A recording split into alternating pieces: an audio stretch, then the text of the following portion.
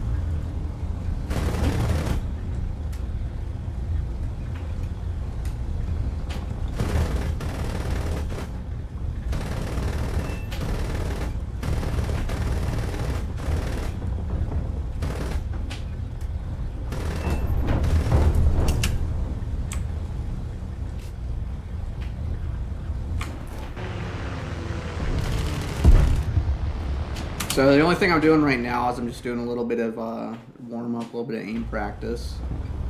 I looked at some games. I didn't really see anything too interesting.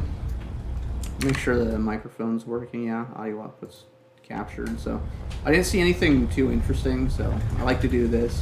Just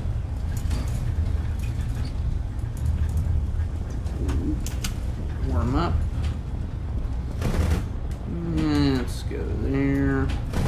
Yep, a little bit of over ruddering.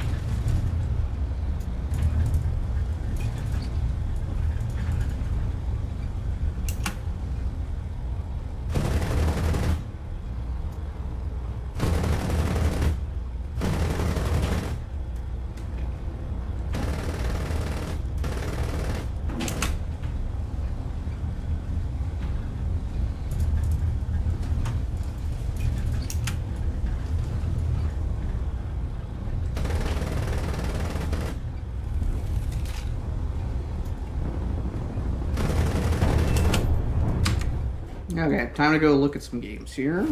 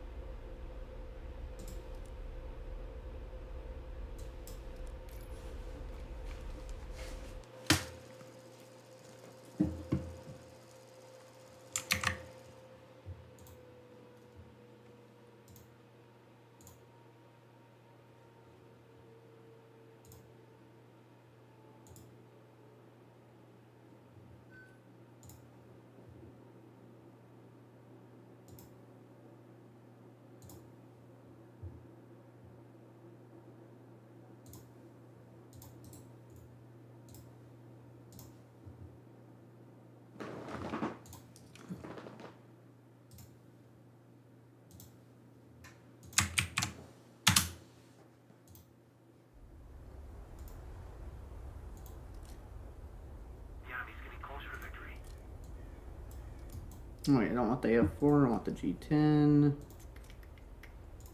There we go.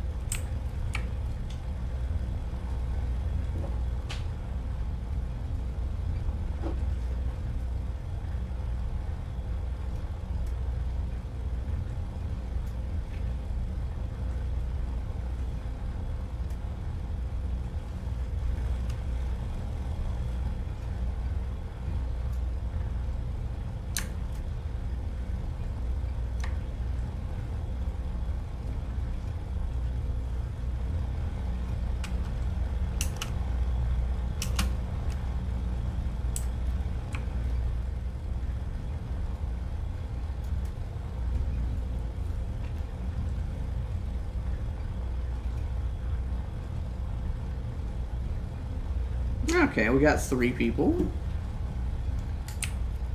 I'm just gonna go try to take out the A point here. This is a normal lobby, so this is a game created one. So you have Gordon, Fumio, these guys. These are bots. I'm gonna finish up spading the G10 for the most part. And then I'll probably do a little bit of top tier or just kind of look at what's going on. I think Crab Nation has a F4 Phantom versus MiG-21 event going on. I had that pop up in my Twitch feed. That was 2 hours ago, though, so it might be done. I'm not sure.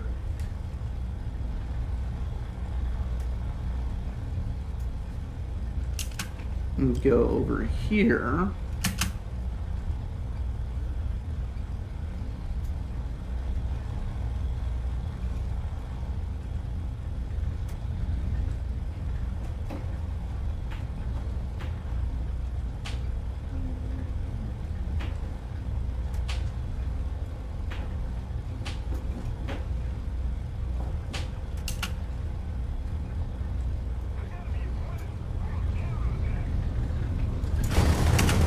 Miss that one.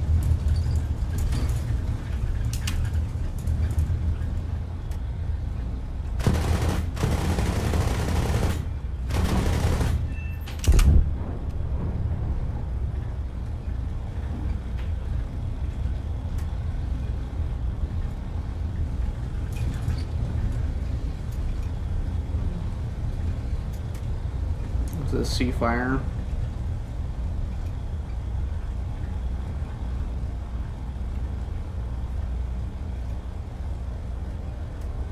Oh, this is an FR1 now, too.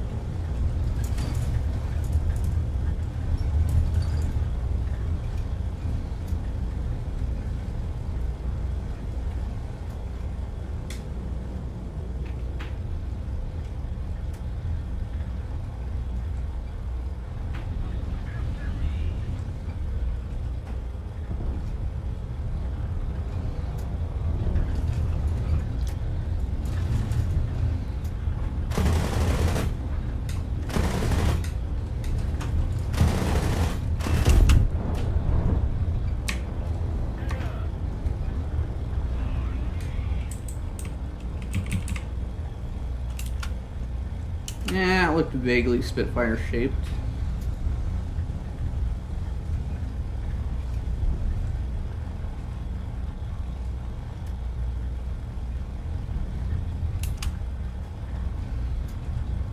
No, it looks a little nice shaped.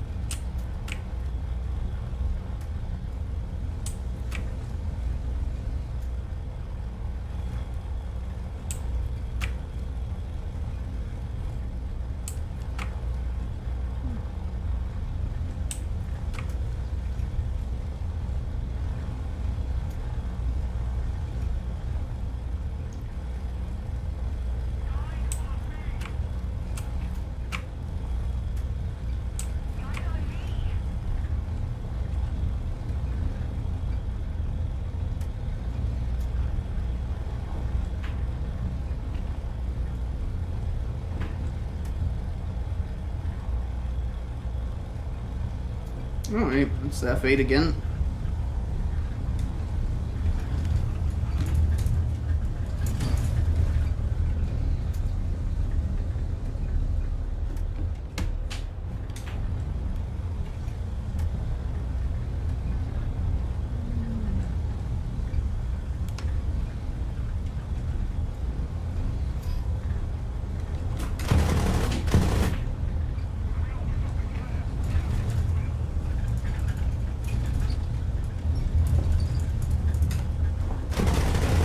I thought I could get the lead there.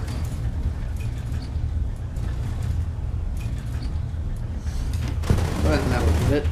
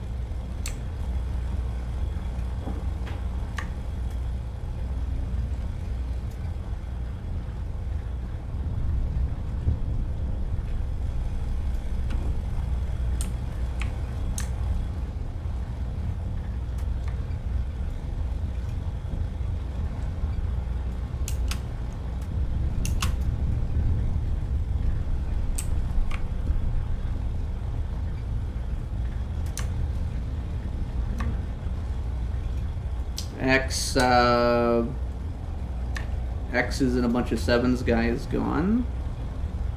I hear jet noises. So, there's the jet noise.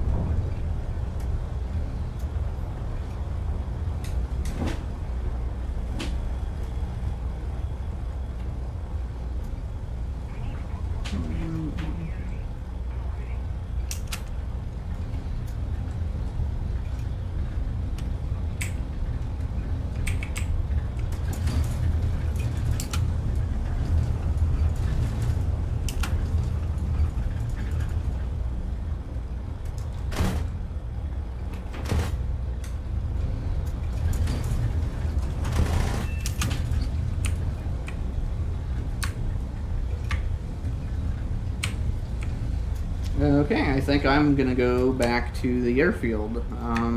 6 kills and 1 flyout. Down to 62 rounds of ammo and 10 minutes of gas. So that probably gets me to the useful actions threshold.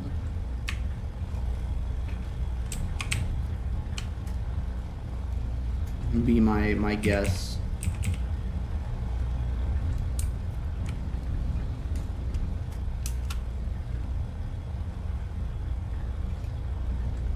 What is that?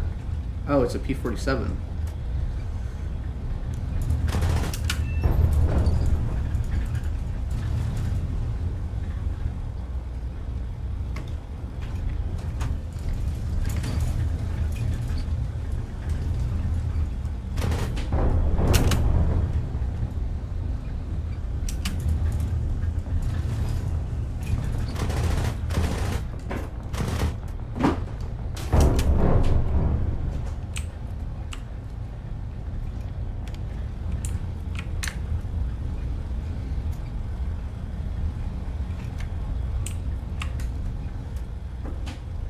Okay, that brings us up to basically 7 kills. Lloyd, the J7W1 here, filthy kill stealer, bot.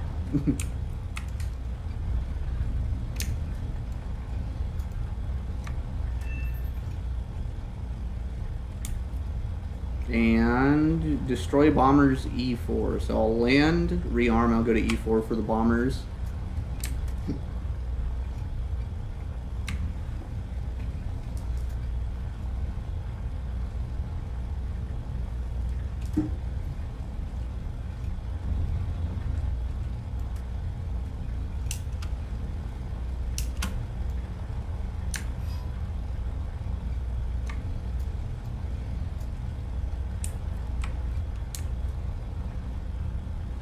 Actually, there is not very many people left. I might go do a little bit of top tier. Let's see what that's like right now.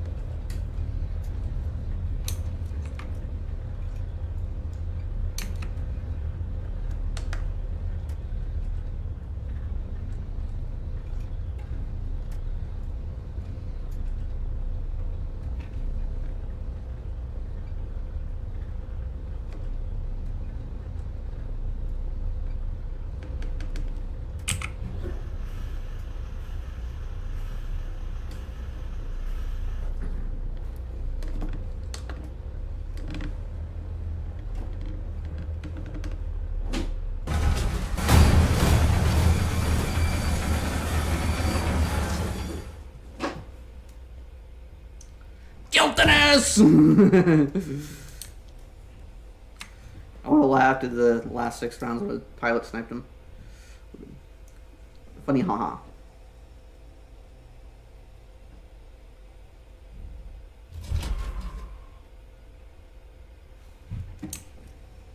Okay. I'm gonna leave this one.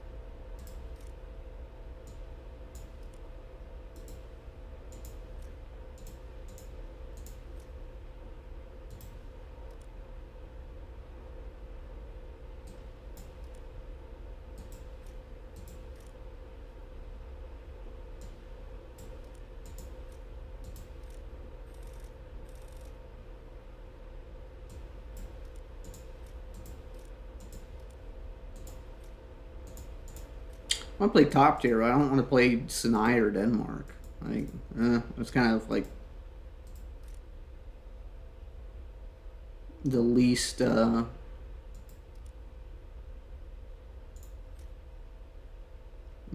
fun you could have. Actually, the only top tier map it appears is Denmark. Yeah, because the other two correspond to 14, 14-0 and down. So I can do Sinai, or Sinai, Denmark, Denmark. Which is not so good.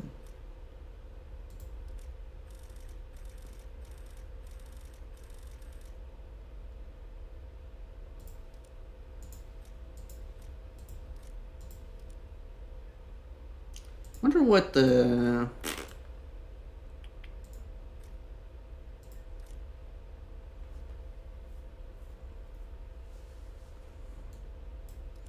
do 13-0 and queue into the F2A horde, which honestly doesn't really sound all that fun.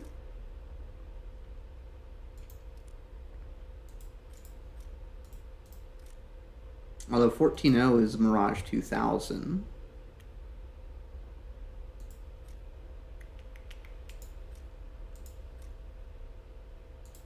It's some middle tier stuff that looks. Let's see where people are at today. 9-3, 10-3. It's a bunch of full mixed. Spain 12 to 13, 8 to 9. Is there any of the usual suspects? 9-3, 10-3, Denmark.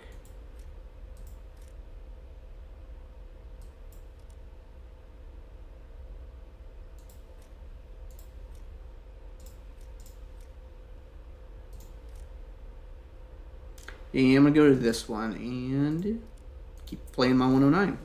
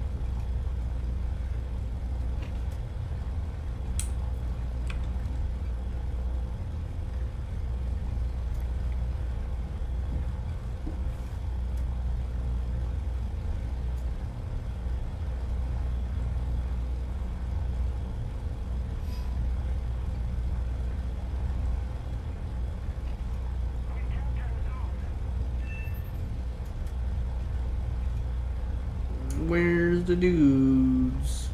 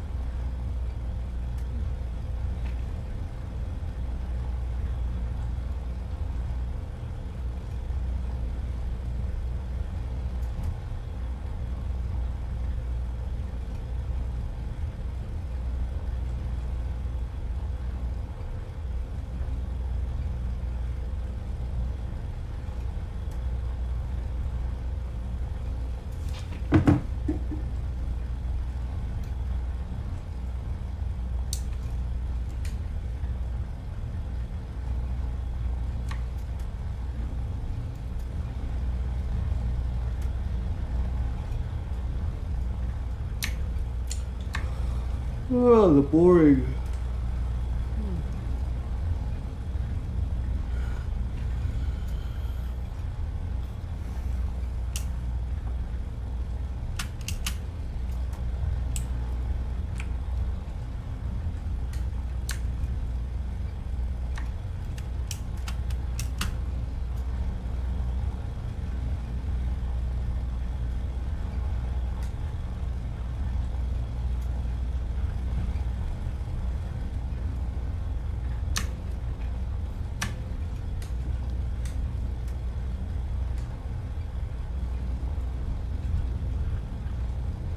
Okay, so that means that Marcus is this guy here.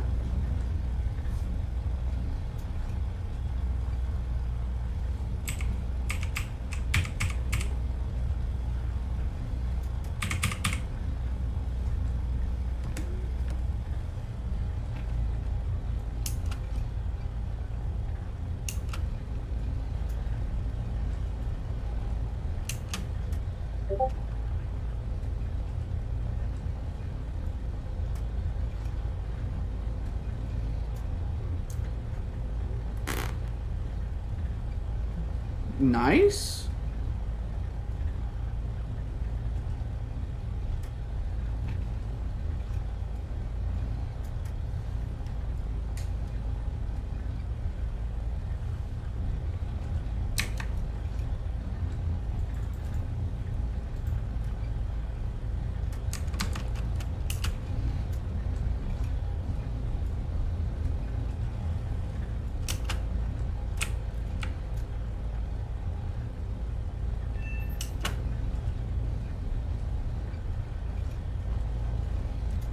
I swear to God, if this is like one of those guys that hits, runs to base, hits, runs to base.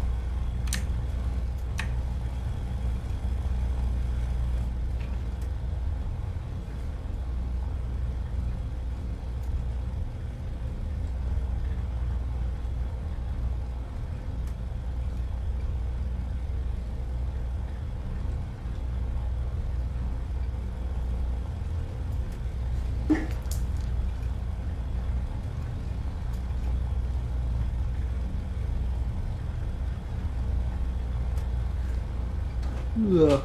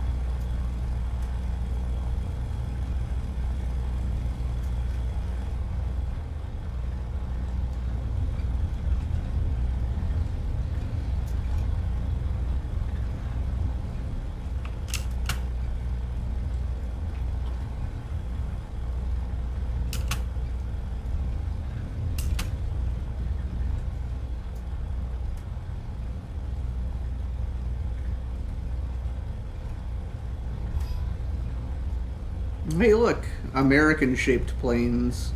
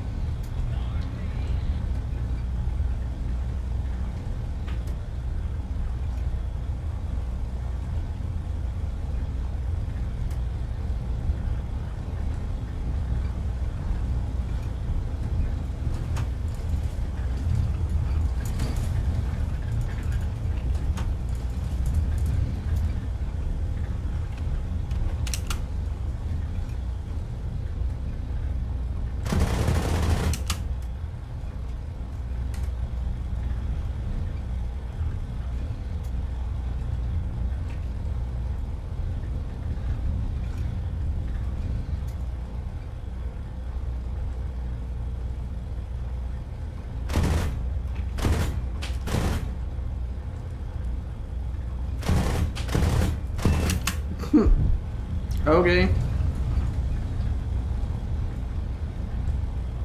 I was like, what if I just ignore the plane that's behind me this whole entire time?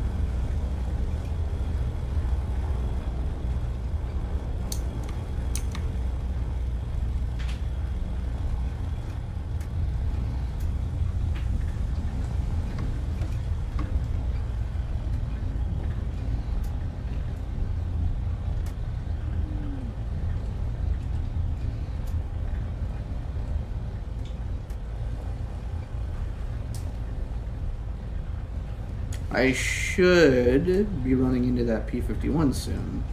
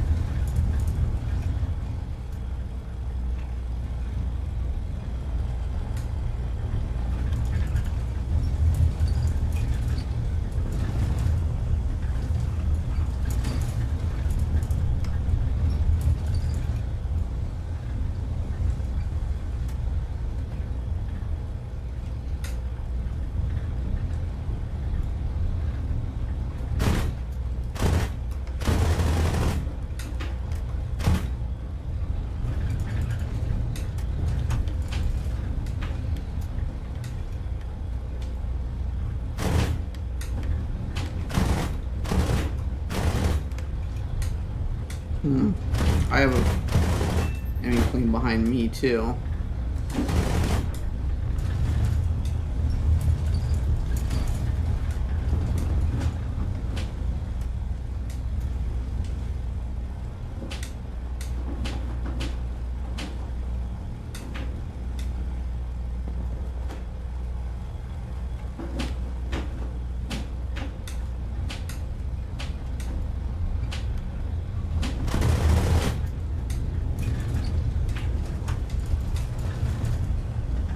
Oh god. The wing stall.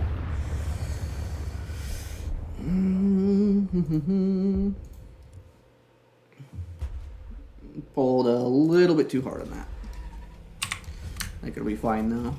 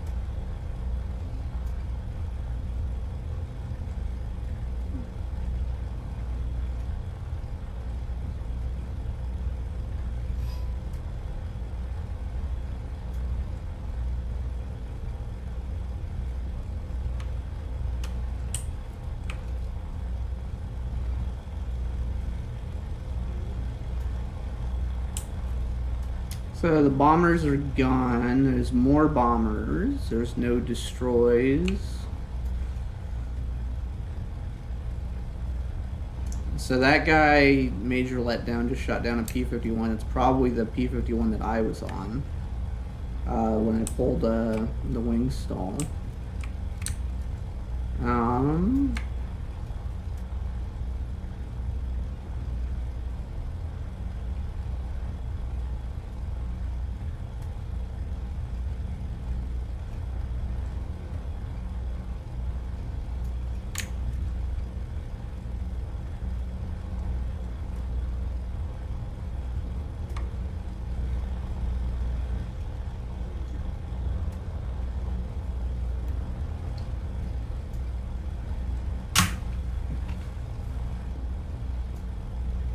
Preston, I use, so I have a VKB gunfighter joystick, just a desktop mount, and then I have a throttle and pedals that are the Logitech X56 stuff. I have a nicer set of pedals somewhere, but I plugged them in once. I didn't like them, so I've stuck with kind of the cheap plasticky rudder pedals. Just because I got used to them. So that's what I use. I use a gunfighter thing, but I would not recommend getting one in today's current market, because I think once you pay the import fees, you're looking at basically $700 for a metal frickin' game controller, which I think is a little bit steep. I think the Virpil stuff, I think, is made in Hungary, and I think it experiences less import tariffs.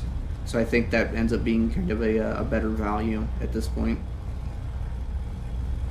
That, and there's plenty of people that play Sim, and they have just as good, if not better, success using mouse and keyboard, or using console controllers, so Xbox controls or PlayStation controls.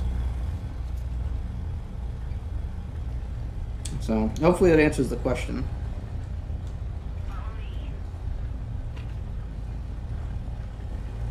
And then for head tracking, I use Track IR. There's OpenTrack, which uses your web camera, that will give you kind of the same functionality without having to shell out money for something that's kind of a cheap little toy. It's a Track IR, I think, is worth it. When I bought it, because I think it was only $150, which wasn't for as much use as I get out of it in flight sims, I think it was one of the better kind of value options.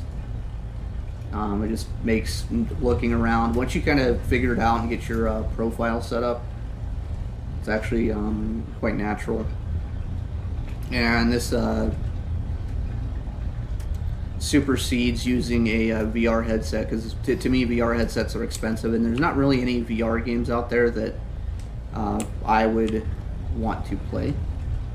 So for me, it's kind of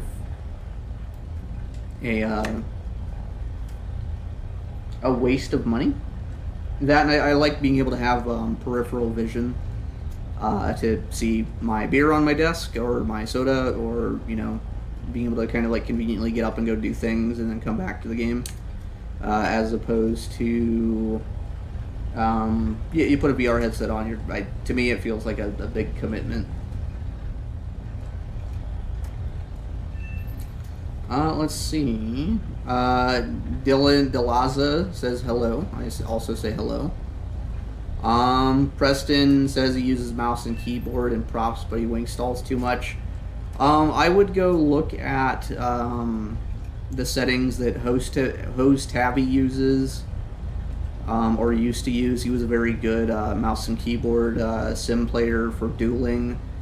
I would look to those guys for figuring out how to map mouse and keyboard controls for props to be a little bit more intuitive. That or Xbox controller is fine. That or wait until Black Friday when stuff goes on sale. I think the X56 is... I had one as a starter controller. I used it for a long time. I thought it was fine. There's better options for the money out there, allegedly. I was satisfied with it for what it was and what I paid for it.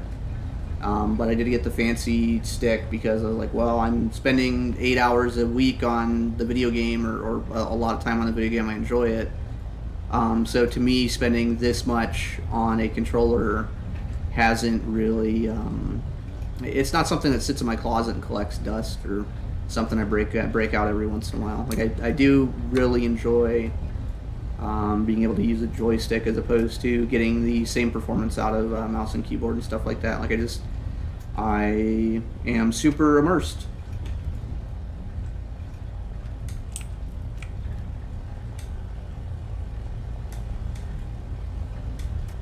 Let's see.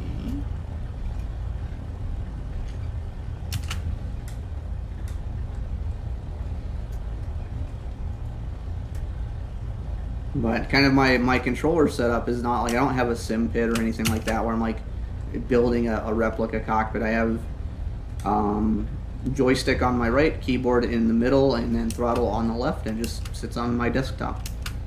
And I got rudder pedals underneath that just kind of like sit on the floor and butt up against the wall, or maybe not in the most ergonomic spot overall, but like I've gotten so used to it that I kind of like have muscle memory that I don't really have to worry about it too much. There's a guy down here.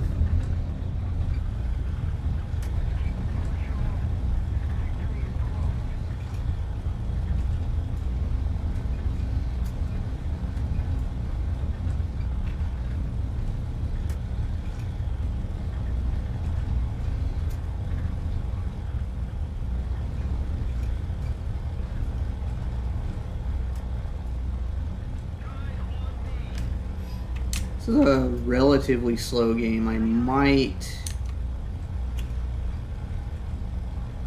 might go look at other ones. I was mainly playing this 109 to finish spading it out.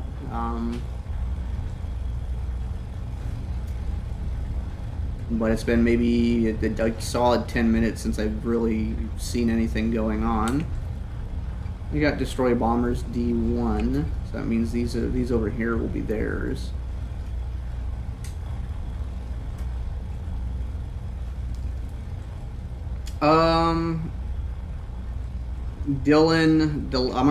Delaza. I'm gonna call you Dyla.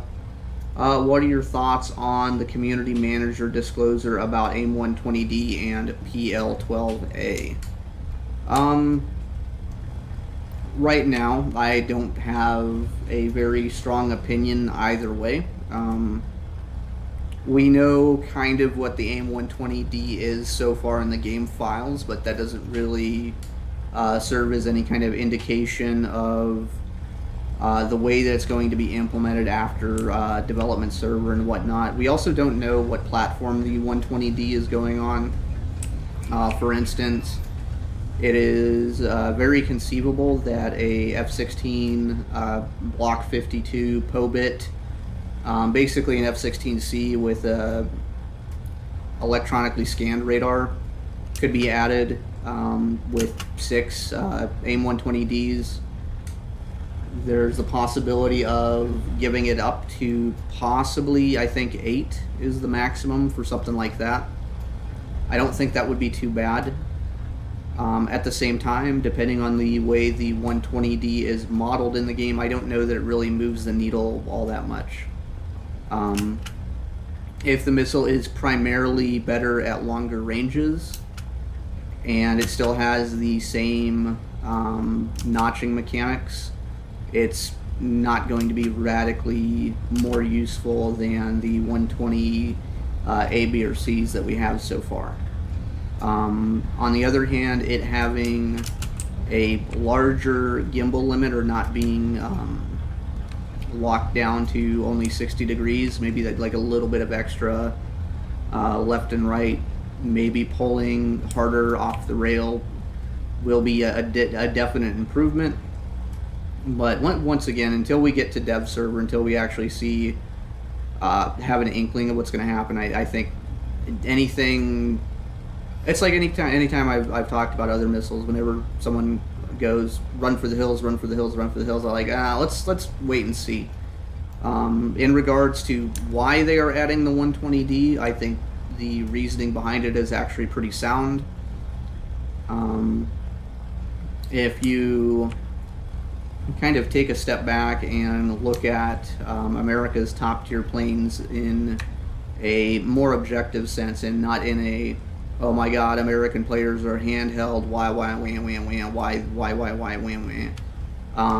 missile improvements are kind of low-hanging fruit for taking something and just improving it across the board, especially when you don't have a lot of other readily available and easy to do options. They did the same thing with the Su-30 and the Su-27 SM with the dual pylons, and just adding more missiles to it, with the R-77-1 superseding the 77 on the Su-30 when the flight model was quite poor. And that didn't really ruin the game. The 77-1 currently, as a beyond visual range missile at longer distances, is basically a little bit superior in most circumstances than even a high velocity launched AIM-120B or AIM-120C. There might be some really niche circumstances, shots over 50 kilometers, on maneuvering targets where the 77, due to its high drag, might have a lower probability of kill. But you're looking at reducing your probability of kill from like 5% to like 2.5%. Like in most cases, if you're shooting missiles at distances over 20 kilometers, they're probably not going to do anything against an opponent that's actually aware of like how to play the game. So I don't know that really moves the needle that much. I think the PL12 has more potential to do that, depending on the way that it's modeled. If it's a PL12 with better acceleration, better gimbal limits, just kind of better everything, on the J10C, I think the radar on that is not the gimbal mechanical radar, so it's an ASA radar. So it might be in the same boat though. Like once again, we don't know until they actually try to implement them. But I mean, from a logical perspective, America's top tiers are a good bit worse than the other top tiers. The F-15C, the Golden Eagle, performance-wise, it's okay as like in the context of being like a Mach 2 AMRAAM slinger, but with the Su-27 flight model changes, with the addition of gimbaled ASA radars, with the Rafale, it ends up being kind of like solidly at the bottom of that heap. Same thing with the Super Hornet, where you have something that flight performance-wise leaves a lot to be desired. It's not so far gone that you can't work around it. Like I'll take the F-18 into 14.0 in just a second, and it'll work. It can be made to work, but that's just due more to basically gaps in skill and experience that I have versus most other players. In a very kind of like strictly speaking competitive sense, the F-18s they're worse. Like it's a subsonic or barely supersonic multi-role aircraft. There's limitations to what it can do. Got 114.7. I did want to take it to the very top tier to show what it could do. Although I don't think that, well, we'll do a little bit of 14.0. I think it'll be fine.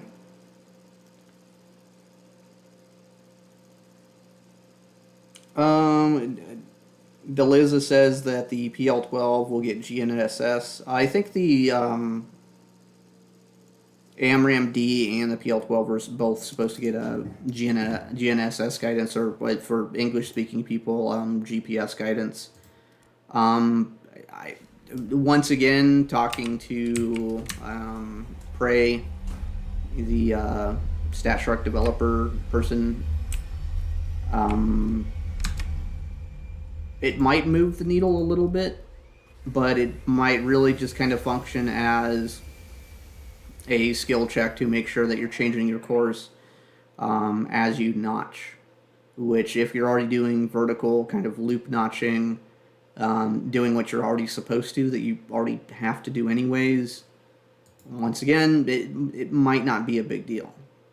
But as I said, until we get them for sure, we just don't know. Let's see, I think, yeah, I'll take this.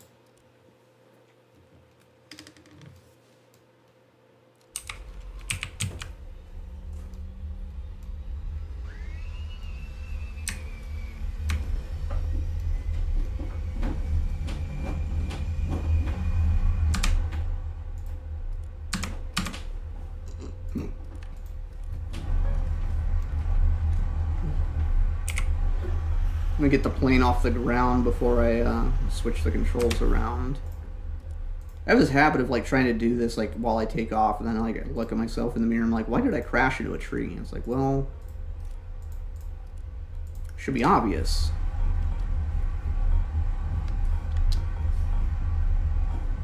So we got 9 M's, 9 L's, and 120 B's.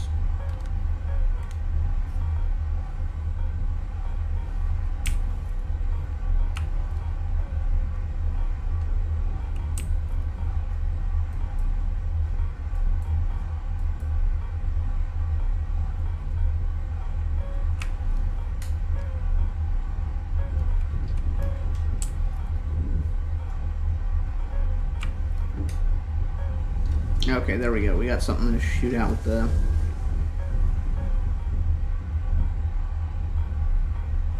the Hydras. Because what I'll do is I'm going to try to shoot that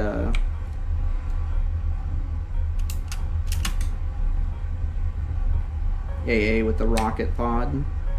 Because it looks like this enemy team is kind of bomber people.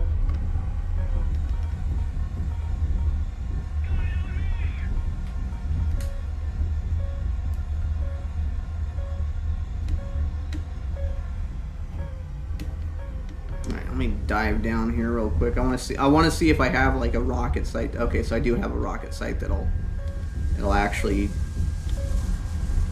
pop up a pipper, so I can actually shoot at things.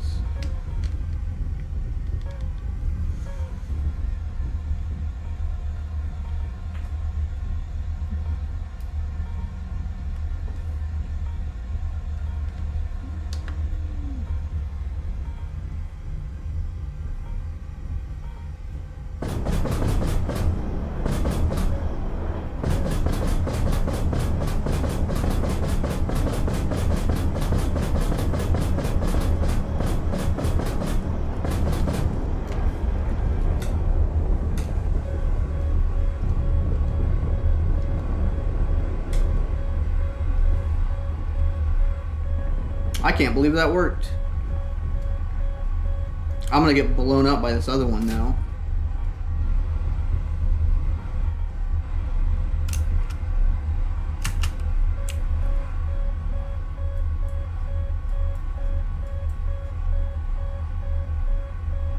So if I zoom all the way in, should get me a little bit close. Do you take the tail off, or is it still there? It's still there, it's just basically not functional.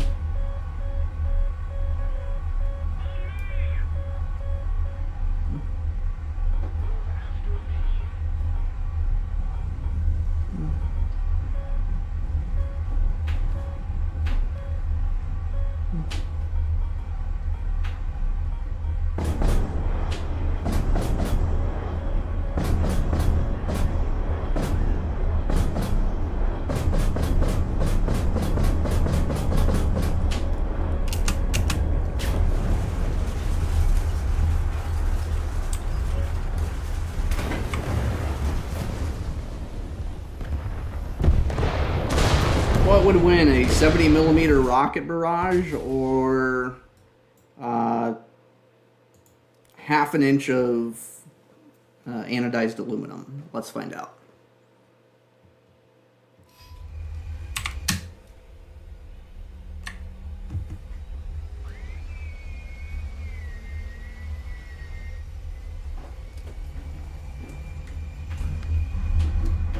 Like, I think the thing to kind of be watching for top tier isn't this next edition.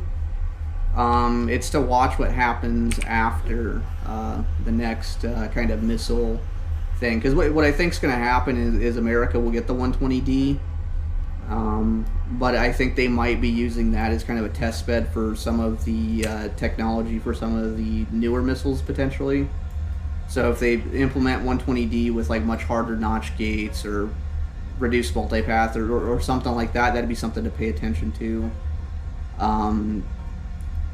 If it's good, if the missile is really strong, relatively speaking, if it's not just like a tiny iterative update, I would really only expect it to be like super duper relevant for basically one patch cycle. Like, I think what we'll get this next coming is copy paste of the same things that we already have, slightly better missile, a tank focused update, something just like they just kind of exist. Maybe we'll get some kind of fix to the Iron Dome thing, but I'm not betting on it though.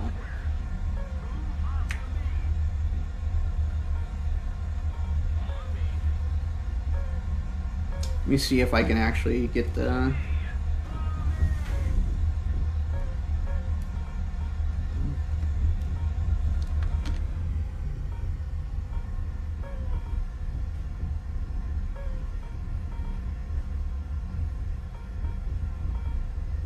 Oh yeah, you got him. So it means I can go shoot a rocket right.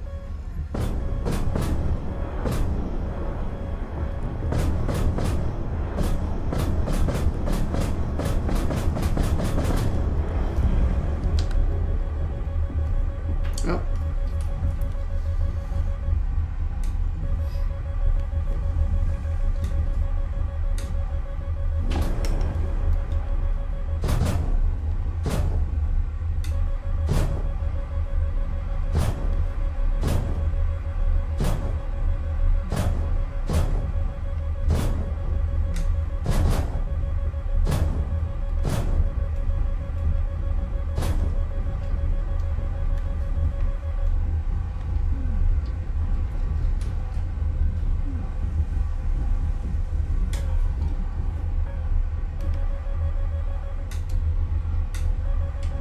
Surely if I just ignore those missile warnings, it will not hit me. Seems like a really rational response, right?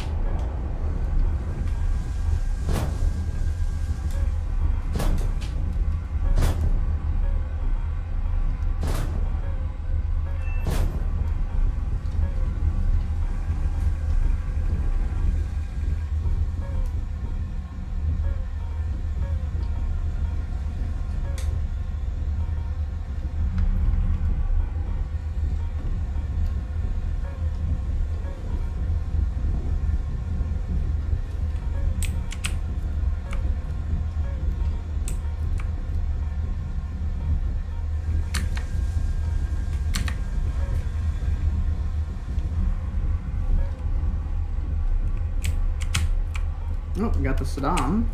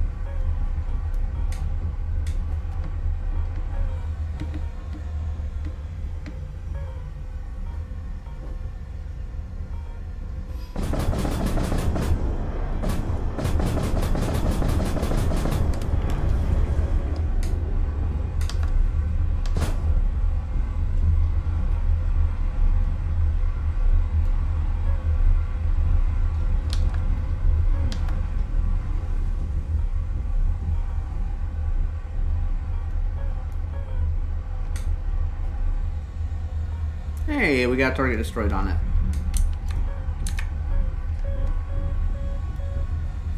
We'll eject those. And we're going to IR missiles. The downside is...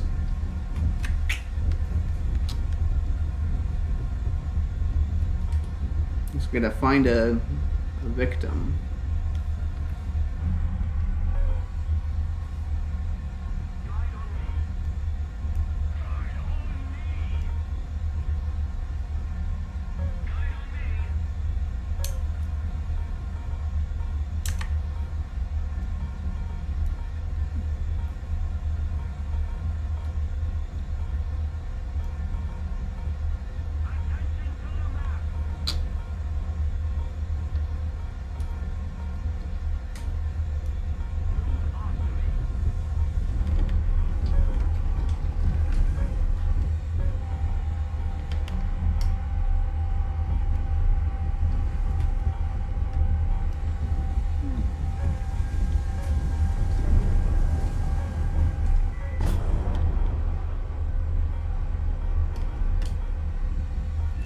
Blink.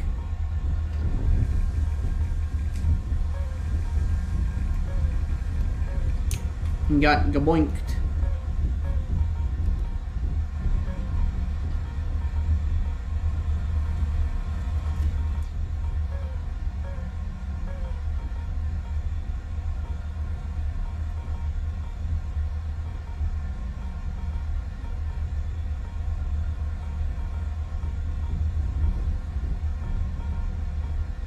Kisby says PL-12A might be the best missile next update. As I said, until it's on dev server, until we have any idea of what the practical aspect is, I have no real reaction.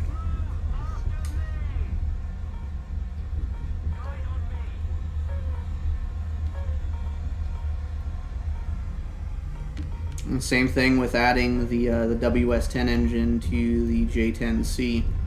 It might be a substantial benefit, might be very negligible.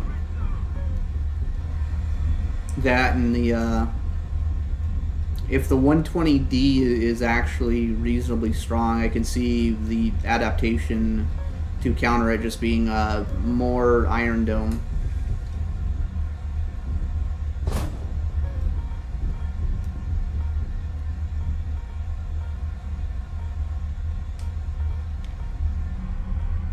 It looks vaguely flanker shaped.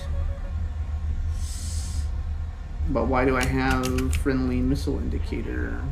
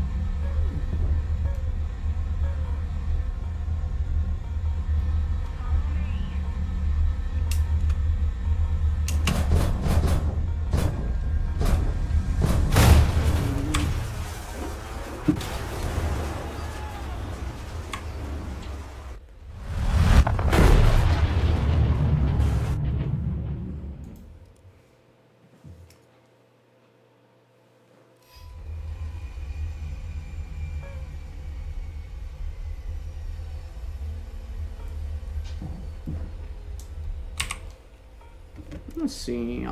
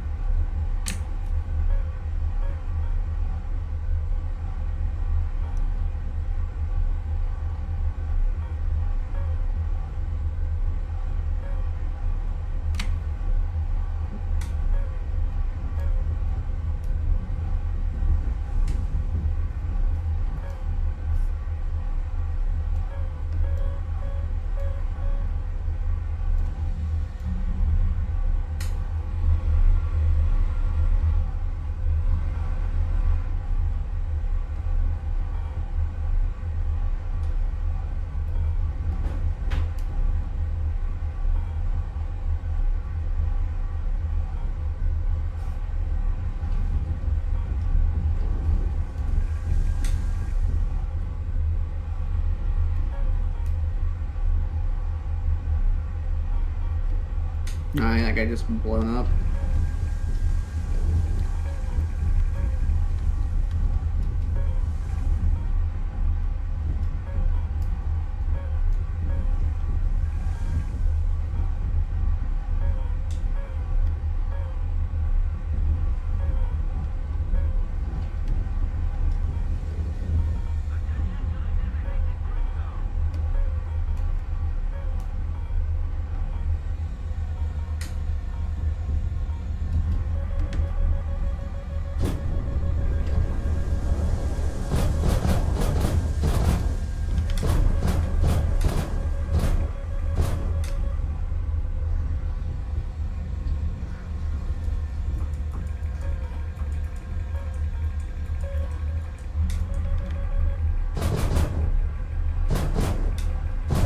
I'm dead.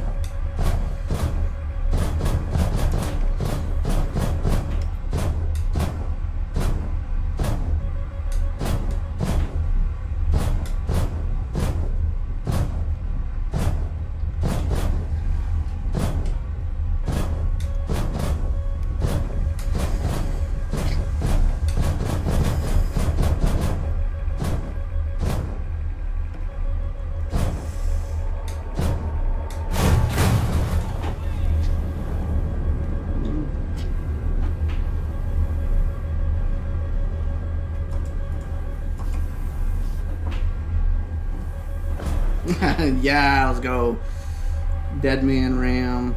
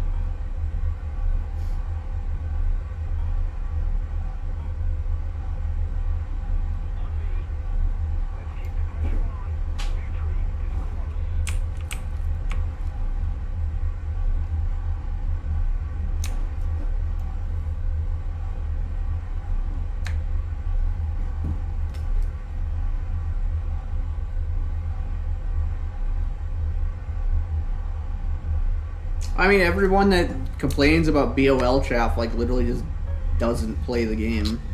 like, like, it's always the same exact people that have the exact same complaints all the time.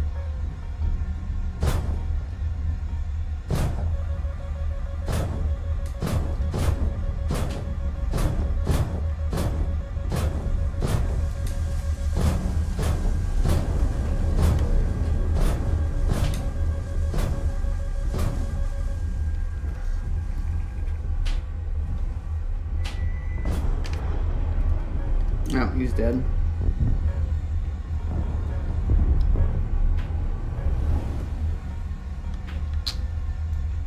Like, if you, I guarantee you, if I go to, if I search BOL buff, I'm gonna get like 4 different people that always advocate for it. It's gonna be like Flame Random Numbers Guy, Fireball with Numbers, and Morvrin. Like, maybe they could increase the flare effectiveness of BOL, but in all honesty, I don't feel that it's necessary. At the same time, I think that making BOL better than large caliber chaff, which I think is kind of like the idea here, just takes planes that are already good and makes them even better, where effectively the kind of end goal is to change BOL into something where it just is basically like casting a force field around the plane.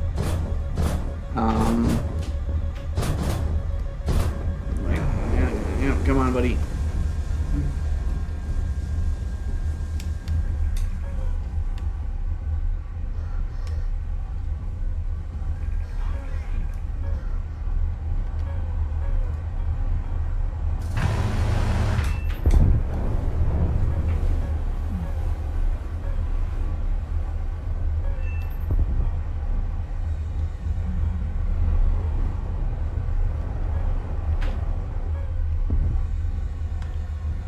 Like the question, like we're in a weird catch-22 situation. People claim that defeating missiles is much too easy, therefore it's not. Things need to be made harder to deal with. At the same time, if you look at the way that most people play the game, they default to multipathing, which indicates that the average player doesn't find missiles as easy to defeat as people would like to claim.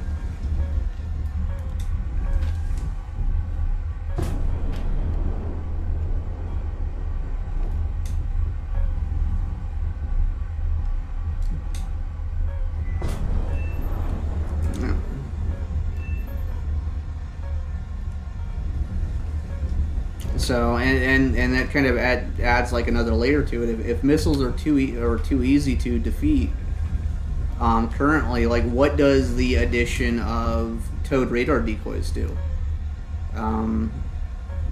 Where in theory the towed radar decoy would be more effective than chaff. So maybe you do use it and you don't have to go cold to the target. So it means that essentially you have two periods with the Eurofighter where you can just kind of like push very much just kind of like more or less kind of directly into the target. On the other hand, if they nerf chaff and make notching missiles more difficult, does the radar decoy basically just open up the notch gate to basically what we currently have? Because that's another implementation. Oh, I didn't see that one. Different guy. Okay, I'm gonna kill this 27.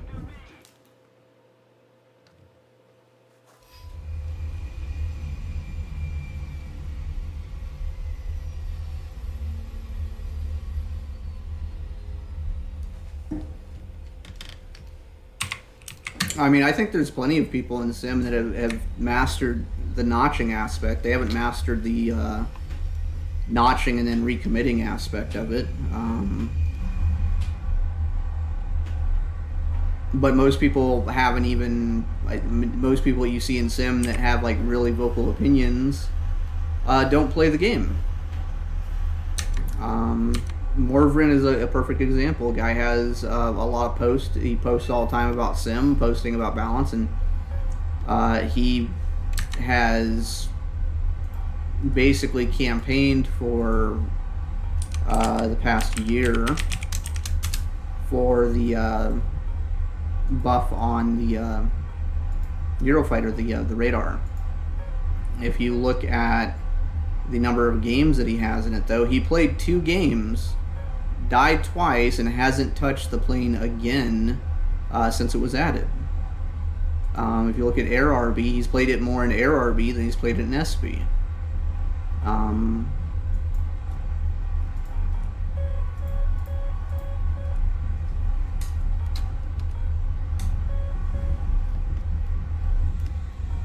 What's also funny is you can see, like, when I clicked on his name that I'm grayed out, he has me blacklisted because I played 1 game against him. It was the Rafale game that he's featured in, I think with ARC, almost, like, literally over a year ago.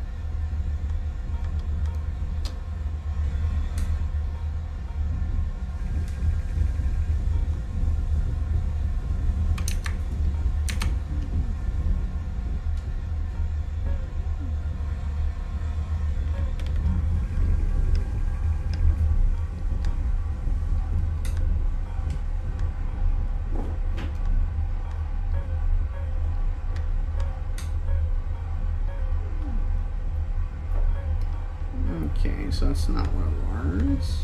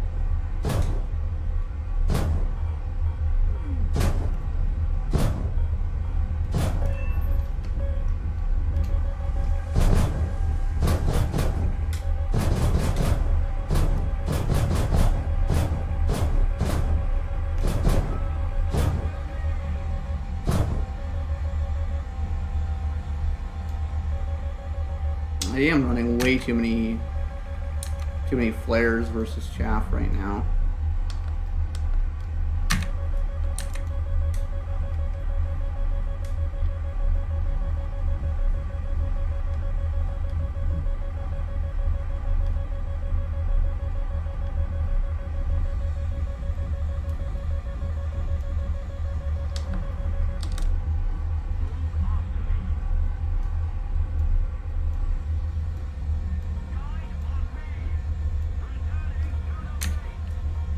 I mean, I've been playing just a little bit, and this game has kind of really petered out. This guy's kind of fun to fight, though. Like, he at least makes an effort.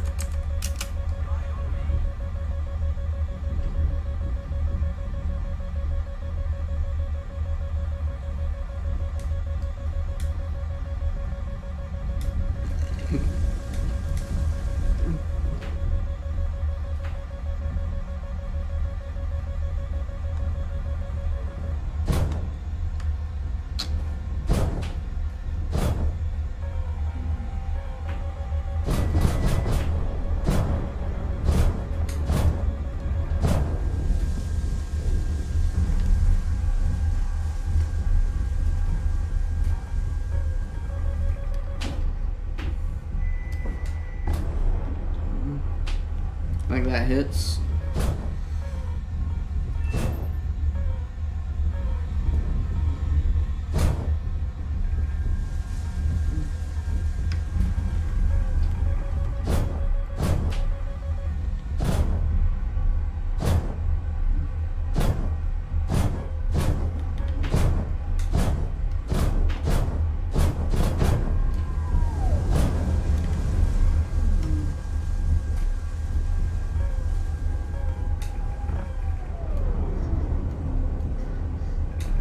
Oh, God damn it.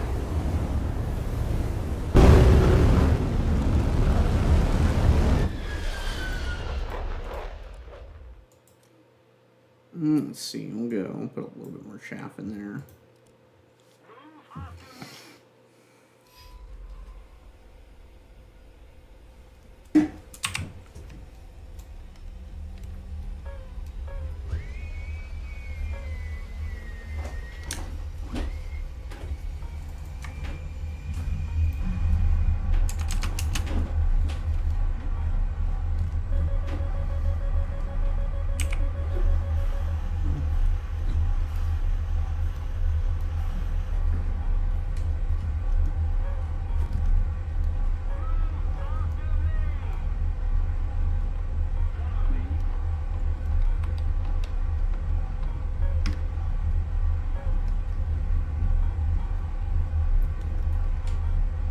So that there was probably the Flick Sky.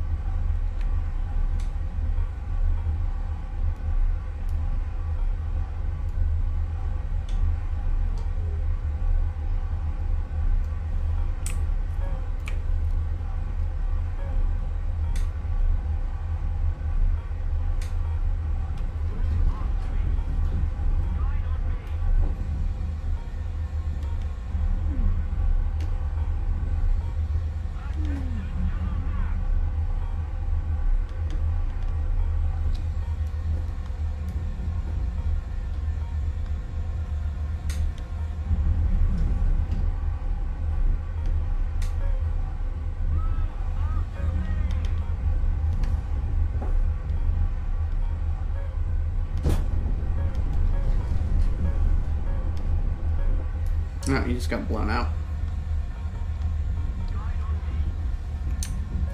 And he's gone.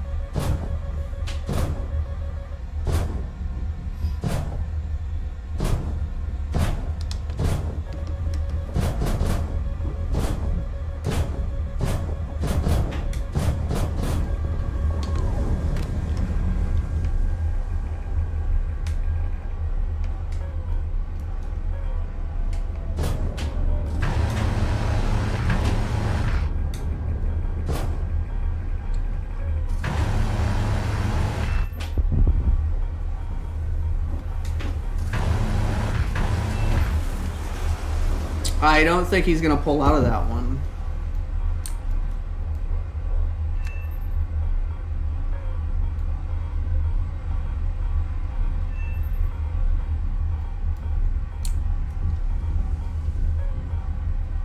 But, I mean, this one's kind of basically over. As I said, the F-18 is not meta-defining by any means, but even in stock configuration, it's usable. I actually really do like the flight model. I'm pretty enamored with planes that are not necessarily good at rate fighting, but can go slow and pull goofy and sit on the inside circle. I'm assuming this guy will probably take off at the airfield there.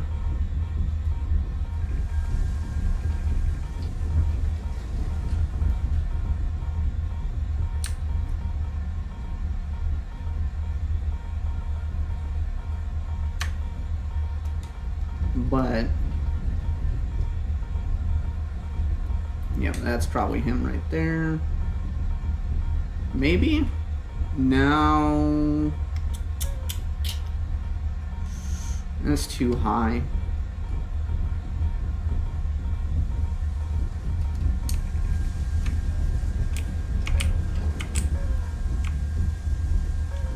Okay, I'm just gonna RTB and find a new game.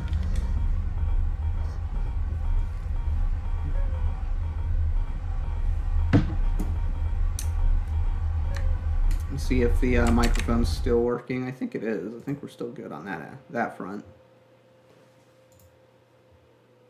See if anyone is. Nope.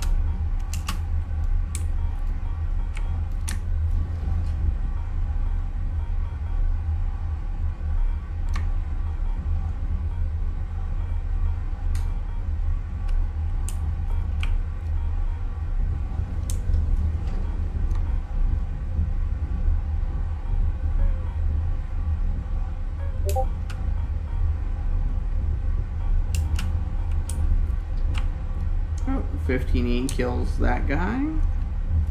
The flick is gone.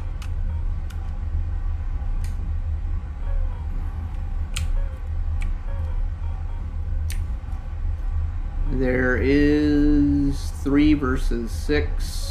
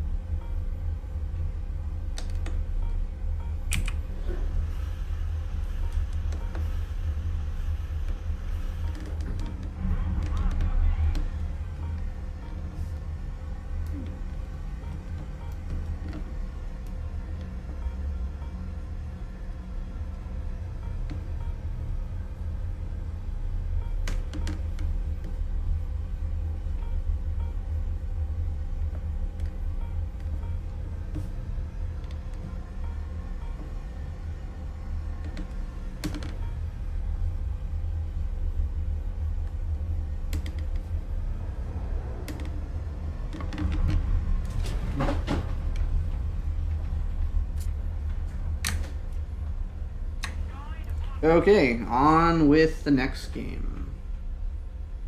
Let's see what else is going on.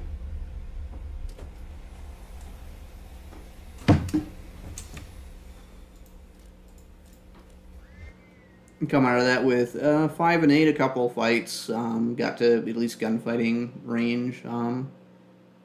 Overall, not a terribly exciting game, but not the worst of the worst. So well, we gotta take what we can get. Beggars can't be choosers, especially on a Monday night. Although it's a President's Day, so you would think that at least in America there would be more people online. And there was 140,000 during the weekend. So we'll see what else we got. Let's see, gun pods, MK108, research that, I guess. Not really necessary for those planes, but right now there's 110,843. That's more than there has been in the past year, but this is kind of like the lower end of the high end of the median. So like it's grown, but I mean in Sim it's actually, I think the player count is probably down compared to what it used to be, or it could be you have more battle ratings with the same amount of players just spread out further. So I can play Denmark. This is the one that I just left. We know that this guy's not in there, this guy's not in there. It's like this guy, and this guy, so it's kind of a dead one. There's Winter Stalingrad. This is a prop map. This is not gonna be not gonna be fun. No 14-7 for Britain. A single 14-7 where it's a split lobby and it's Caffeinator versus all these guys. That's in all honesty, that's really bleak. It's really bad. Yeah, it's a holiday and there's 8 people playing top tier. I get true top tier, not 14-0. 13-0 I bet is probably pretty popular. Let me put a 13-0. Actually, I think they have 13-0 France. So if we go to 13-0 France, we got 1, 2, 3, 4, 5 different games. 5v7. This is the F-18 versus and F-2 versus F-18 and MiG-29. Afghanistan, and more people doing this. Kind of the same story. A bunch of Japanese planes. Recognize this guy.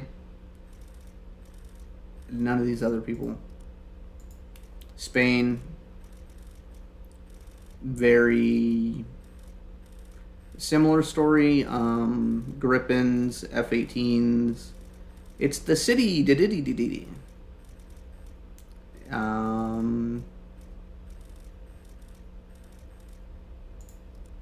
Just a range, just a battle rating range. I don't really. I don't want to play it. F2 spam, like it's all all F2s.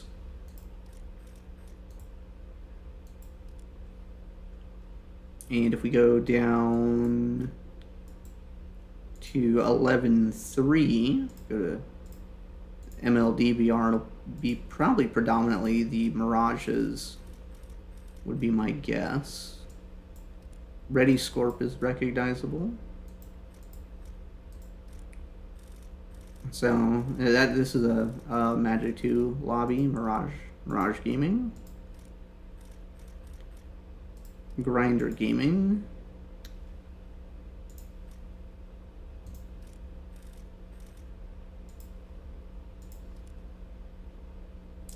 Let's see what happens if we go down further. Oh, I can't go down. So this is 10-7, so that's I'd have to go 10-3.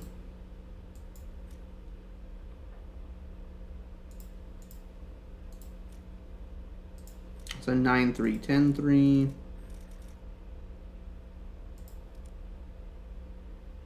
There's one. I just don't know that. I just it's not. It's. See, the thing is, I do like the MiG-21 F-13. It just doesn't have a lot of ammo. I like it mainly for the canopy. The canopy is nice, and it doesn't have the big fuel tank on the back. So it's actually like it looks good. It's like you can kind of see what they were cooking with back then.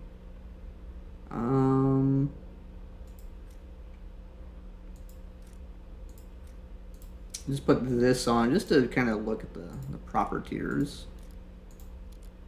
4050, big map. So even props, if we go into props, we're looking at nothing but very large maps. We have one Sicily, one guy trying to start one.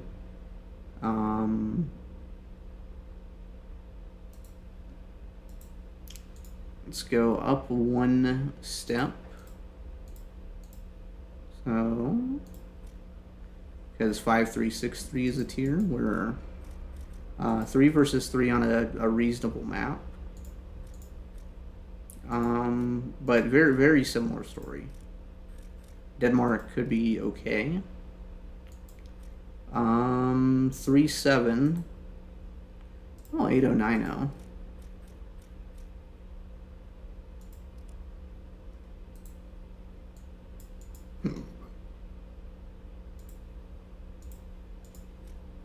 Just see what this looks like. Smolensk, so large map, large full mixed.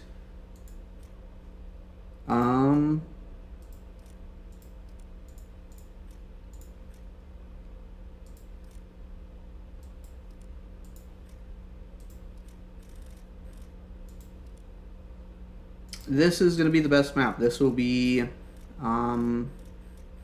the active one. 6-3. Let me catch up on chat.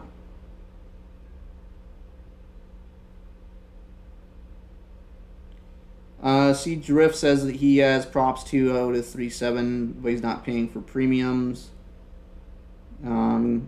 Kisby says that all the MiG-29s are pure torture.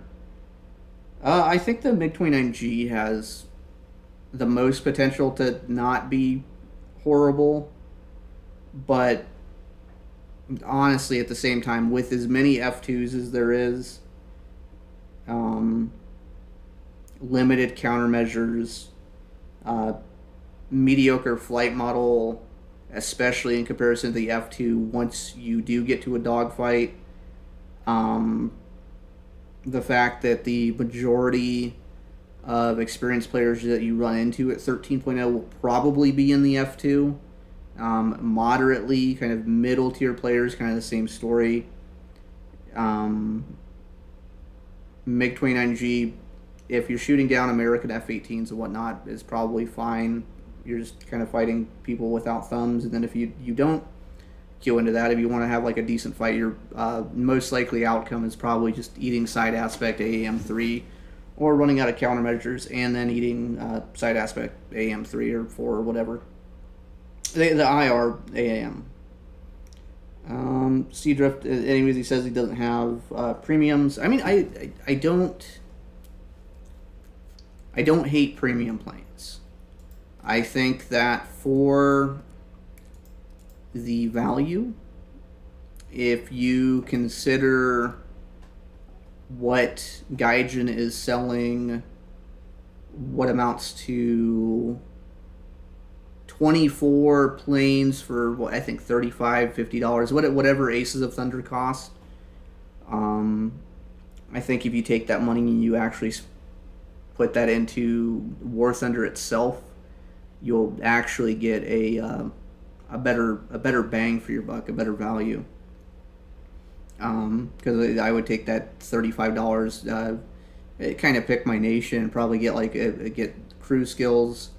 A single premium, if you're halfway decent, you do maybe play for a day and you'll have most things up to 5.0 kind of unlock. So like what I could do technically is, I don't think I have anything where I'm really early in the tree where I can kind of show like how quickly things can be unlocked. Italy, France, Sweden might be my closest one. So I think I use the VL Mirsky. Let me look at what we got for Sweden here just to give a general idea of like how much I actually played. Aviation Sweden.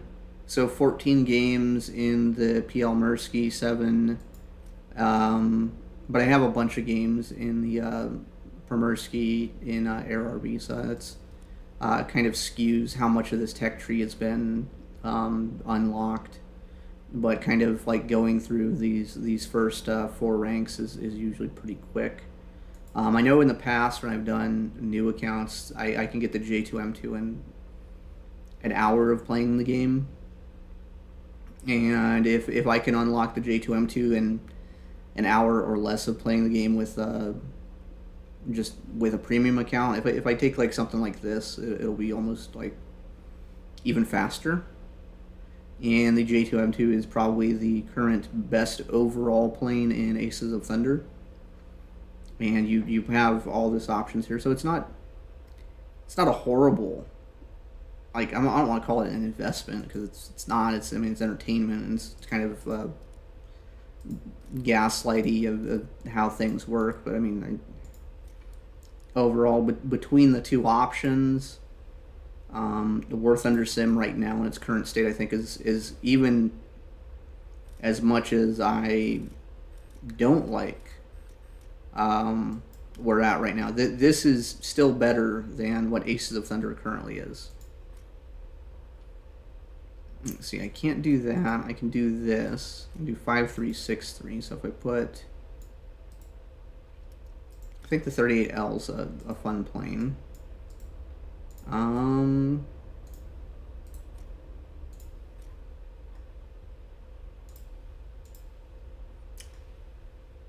Put that one on. We'll put.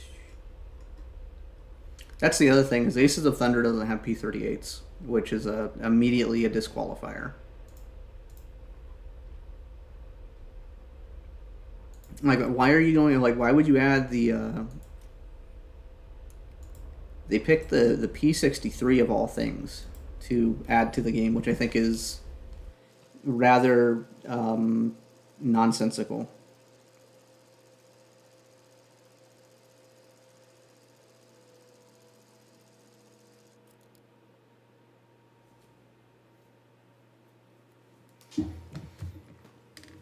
Let's see, we're going to take the F7F.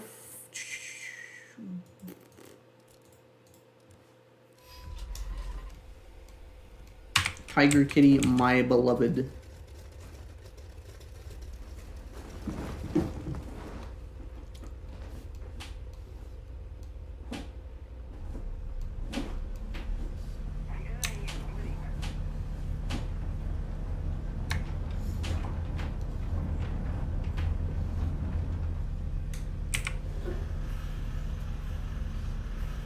Tiger Kitty, doop doop doop doop doop doop. Tiger Kitty.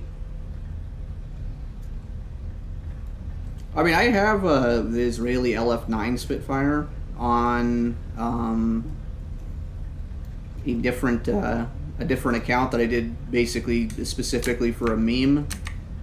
But I don't have any of the Israeli tree unlocked with that, except for I think maybe the first two things, because I got the Israeli Spitfire for like the month or two before the Israeli tech tree was even added to the game. And I do like the Israeli LF9 just for the sake that the paint job looks cool.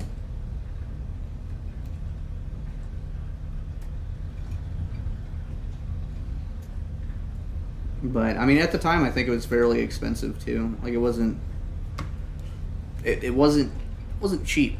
I think for like if I was going to be trying to maximize value for basically if it came down to spending $50 on War Thunder or $50 on Aces of Thunder, if I was going to maximize value, I would probably get basically a halfway decent rank 3 or 4 premium in the tech trees that I wanted. So like something like the American 109 F4 is like a very easy option for like a beginner starting out in Sim. The Germany I don't think has well, they have the Yak 1B. It would be like a good starter premium. Japan has Key 61-0, all the kind of generic Japanese planes. You just kind of pick one. Or for Japan, I'd honestly the P51C is really good for Japan. Just because it adds something to your team that will catch up to things. And if you end up in a game where people see Japanese and run away, if you can at least be the guy that can keep them from running away, you do set up your teammates for more kills. I ended up initially grinding Japan, I think, with the FW190 because I did have the A6M5. I think I got the premium out of like a crate.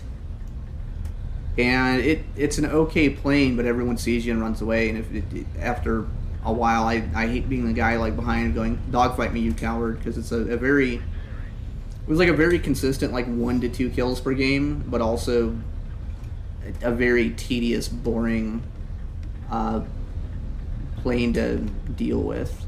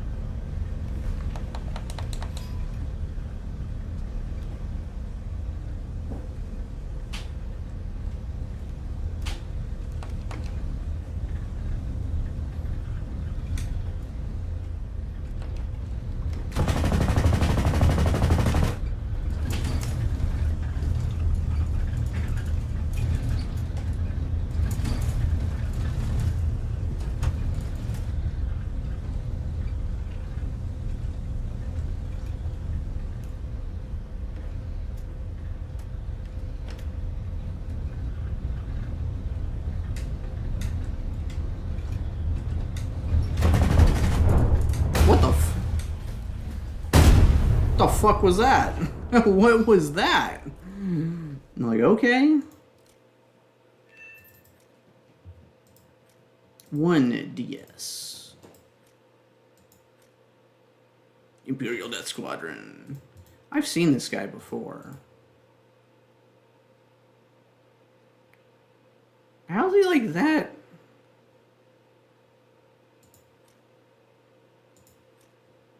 I just clicked on... Did I click on the wrong guy?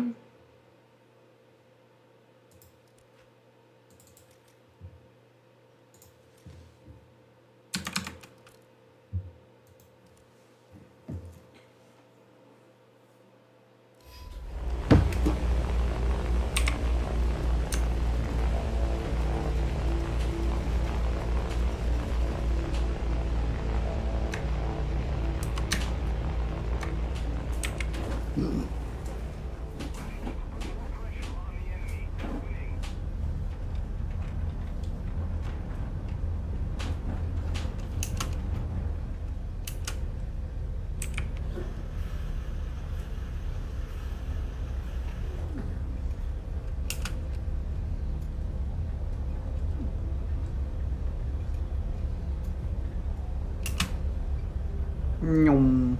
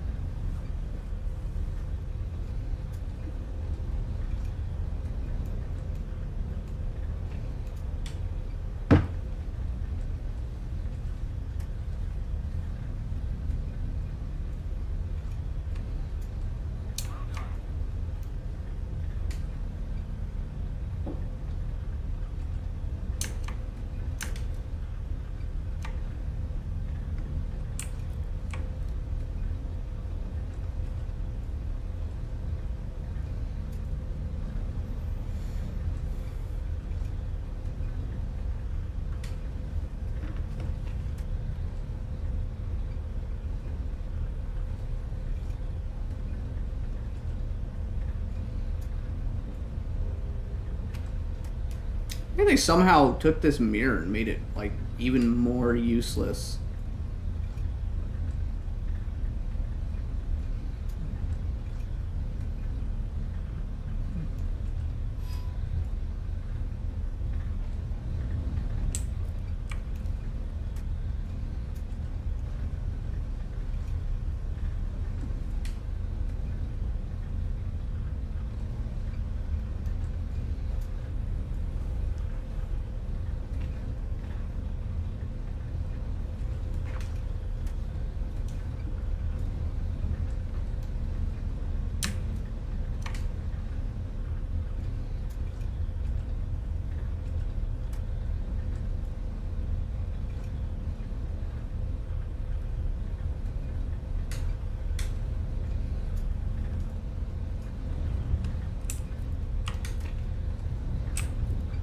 Destroy bombers E5.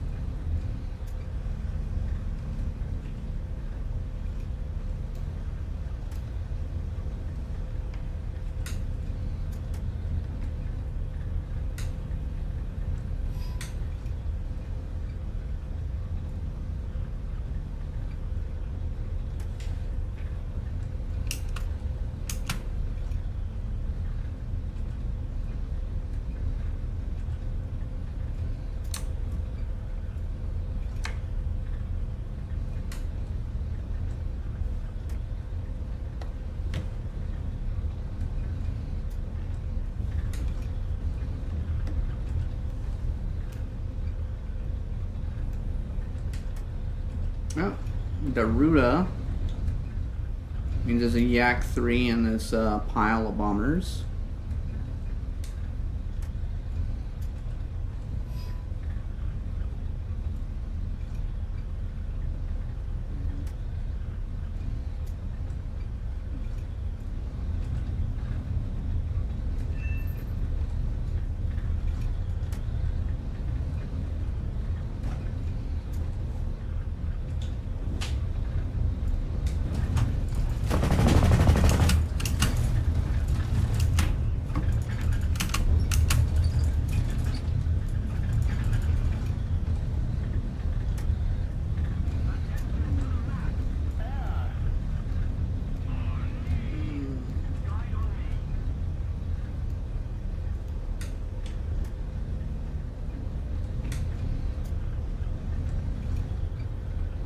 I hear a jet.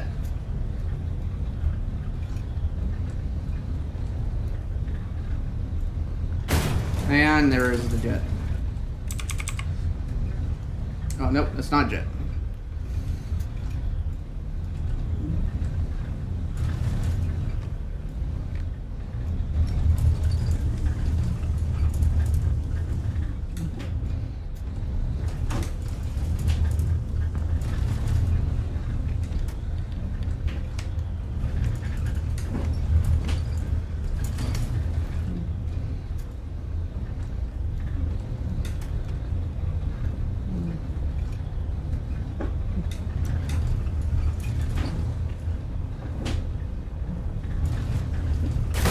Oh, that's fucking more than one. No, I got blown up by L152. I'm rage quitting.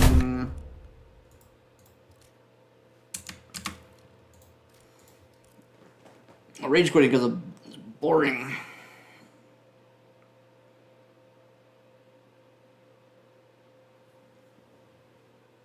I'm gonna fly for freaking 10 minutes and see one guy.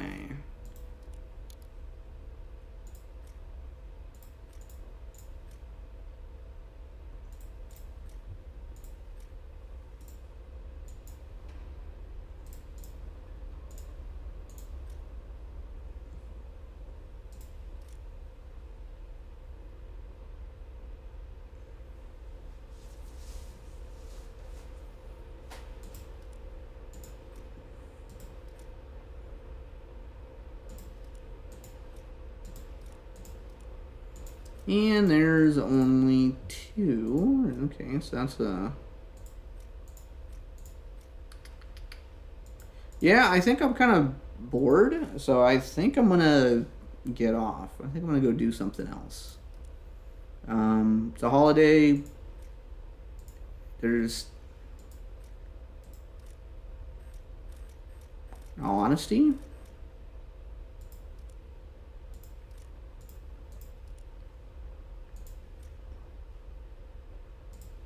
like this is the only game I could go back to it, but I've done so much American planes in probably the last like 6 months with props that I'm just like, do I really want to go play into Yak VK107s? And I could, but I don't really want to. I want to watch anime, so I'm gonna go do. Oh hey, I got 9 M's for the F-18. So that gets that. So we'll go G Suit next. And then I'm gonna stop streaming. I'm gonna go do something else.